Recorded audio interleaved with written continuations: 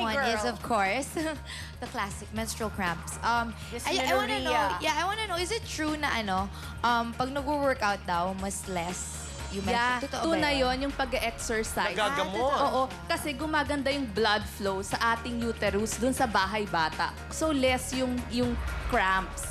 Swear. Ano pang mga gamot aside from Oo. exercise? Sa bahay, kung meron kayong bote, lagyan nyo ng mainit na tubig, ilagay sa puson.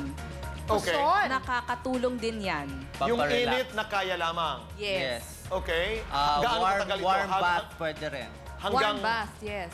warm bath pwede Yes. rin. Shower, they mean. Or Yes. warm. That's Basta right. warm. Okay. Huwag ka Oo, kasi nakaka-relax din yan. Yes. Sa mga sakit na ito, Doc, ano ang epekto ng mga painkillers? Yes, ang mga painkillers, bawal po to sa may ulcer. It can cause ulcer. Oh my God. Nakakasira dito ng kidneys. Kaya pa konti-konti lang ang paggamit ng painkillers. Oh, no. Okay. When we come back,